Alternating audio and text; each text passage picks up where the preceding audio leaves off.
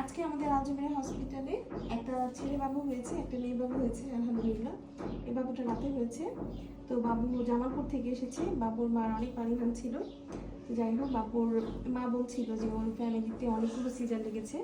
ও ভেবেছিল যে ওরও হয়তো বা সিজার লাগবে, এত পানি ভেঙেছে হয়তো বা সিজার লাগবে।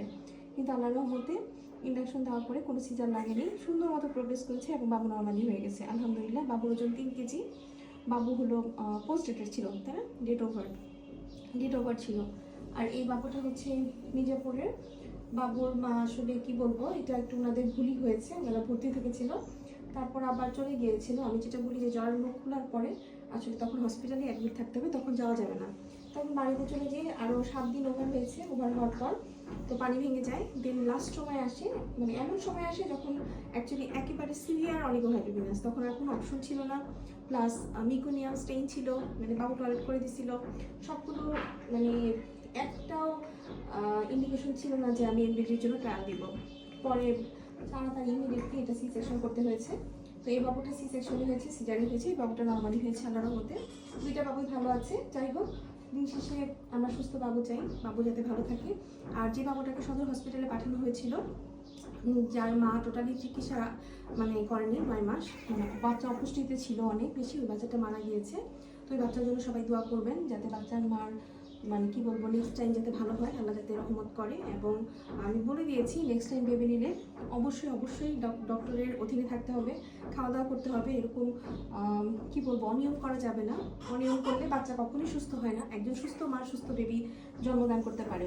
কাজেই আপনারা নিজেরা নিজেদেরকে ভালোবাসতে হবে, ঠিক আছে? যখন আপনারা প্রেগনেন্ট হবেন তখন অবশ্যই সচেতন হতে হবে। অবশ্যই ডক্টরের কাছে 4 বার অন্তত আসতে হবে, 4 বার ভিজিট আসতে হবে, 4 বার আলট্রা করতে হবে।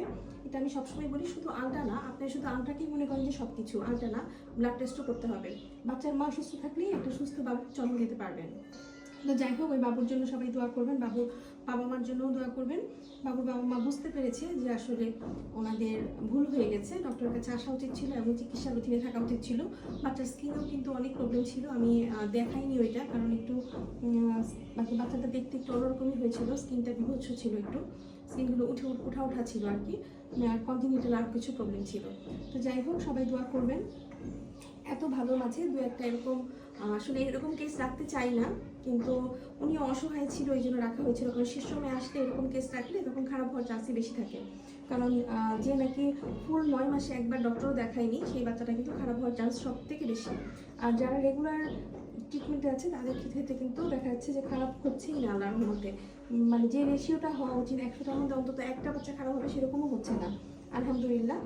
তো যাই হোক, সবাই দোয়ার কারণে আমাদের আলজমিরা হসপিটালে এত সুস্থ বাবু হচ্ছে নর্মাল ডেলিভারিতে। তো সবাই বাবুর জন্য দোয়া করবেন, আমাদের আলজমিরা হসপিটালের সাথেই থাকবেন এবং যে যেখানে আছেন সেখান থেকে নর্মাল ডেলিভারির চেষ্টা করে যাবেন। সবাই ভালো থাকবেন, সুস্থ থাকবেন। আল্লাহ হাফেজ, আসসালামু আলাইকুম।